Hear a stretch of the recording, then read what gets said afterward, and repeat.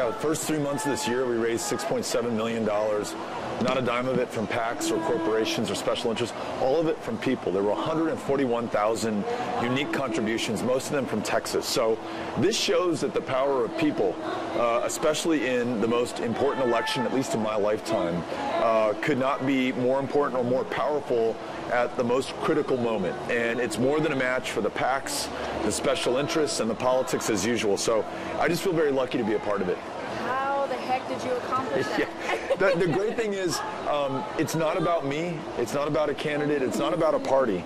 It's about this state and everyone getting off the sidelines and into the game. In every part of Houston that I've been to, whether the north side today or Greens Point or Kashmere Gardens or the 5th Ward, or in the surrounding areas or in other counties in Texas, people, regardless of party or any other small difference that could otherwise divide us, are getting together for our country and making sure that we are focused on our priorities and putting the small stuff aside. And so I just get to join with what a lot of other great people in Texas are doing right now.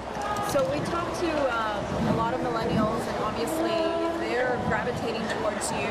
You're shaking things up, if you will, when it comes to social media, things like that.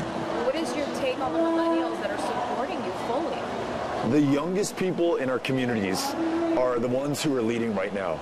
And it is on issues like gun safety, making sure that they can focus on learning math, which I really struggled with in high school, instead of worrying about an active shooter coming into their school. But they're also pushing us on issues like immigration, making sure that dreamers cannot just stay in the only country that they've ever known, the United States of America, but they can contribute to their full potential as U.S. citizens.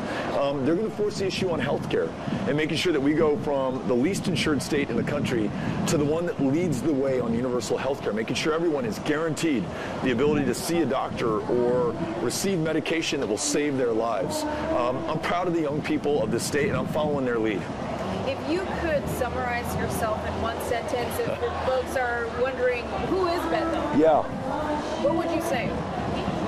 I am running to represent everyone in the state of Texas in the United States Senate. All 28 million of us. Could care less what party you are, where you were born, who you pray to, who you love. I want to make sure that you're able to contribute to your full potential. I'm a 4th-generation Texan, raising 3 little kids along with my wife Amy in El Paso, Texas, a city I grew up in, just a little bit down I-10 from you all, about 12 hours to the west. And just could not be more grateful or more proud of this state at this moment that our country needs us the most. And so you find me here today in Houston, but you'll find me in every part of the state listening to and working with everyone, because it's going to take all of us to make this happen.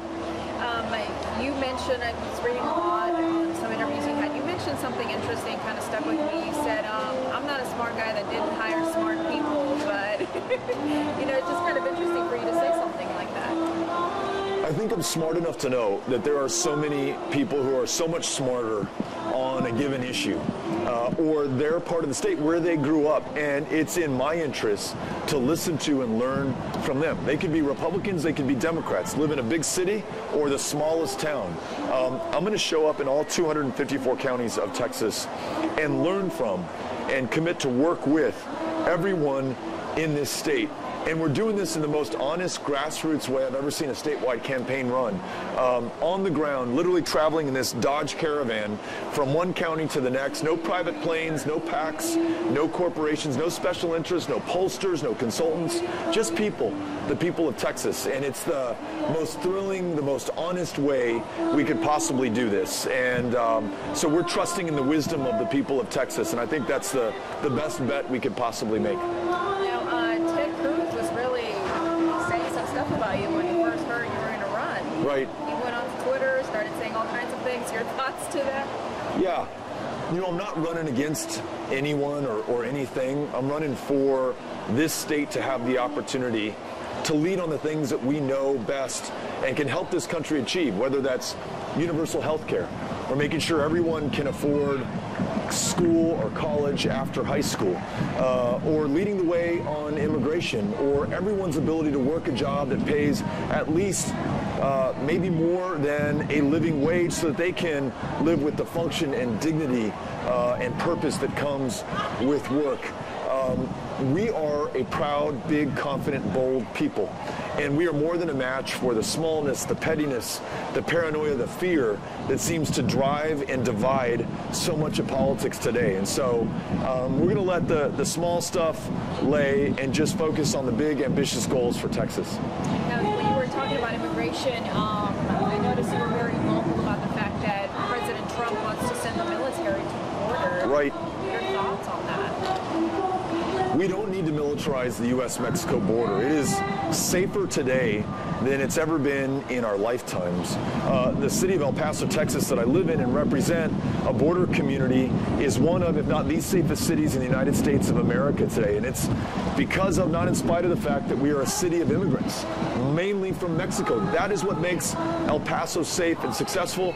That's what makes Houston strong. Houston is the most diverse city in the United States of America today. That makes me so proud. And I want to build on that. We don't need to send the military to the border. We don't need a $30 billion wall. We need to lead the conversation for this country on immigration reform and rewrite our immigration laws in our own image to reflect the beauty and the confidence and the strength of Houston and the other communities of Texas. That's what I want to see us lead on in the United States Senate. Tell me about what it's like traveling in this caravan, like you said, you know, and trying to still have that family life. You said you have 2 kiddos? 3. 3 kiddos. Yeah. So I've got an 11-year-old, a 9-year-old, and a 7-year-old back in El Paso, going to great public schools there. My wife Amy and I are raising them to the best of our ability.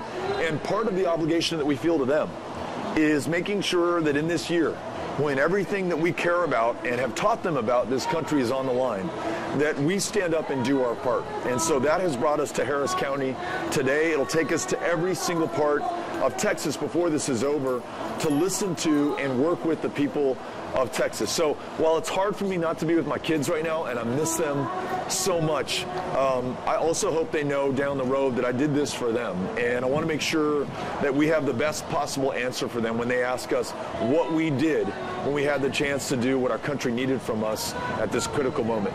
So how many town halls have you had in Texas? How many more do you have left? Are you keeping? We've had more than 100 town halls. We've been to 228 counties in Texas so far out of 254. And we've been doing this now for more than 12 months straight, driving to and being with the people of Texas, learning from them and never asking, saying, no me importa, I don't care if you're Republican or Democrat, I won't even ask. You just tell me what's on your mind and how we work together to make this a better country. And when we start with the premise that everyone deserves to be heard and listened to and fought for and represented, there's no stopping us. And so that's what's driving this campaign, and that's what's driving me. There was one town hall that I believe you had at Memorial Park, and you guys went for a jog. Tell me about that. It's so different.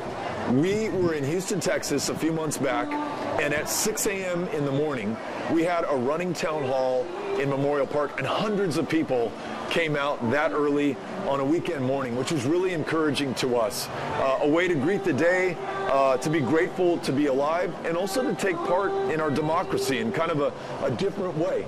Putting some running shoes on and some running shorts and getting after it and meeting our fellow Texans and making this commitment to do what our country needs from us at this critical moment. One last thing you would like to say for voters?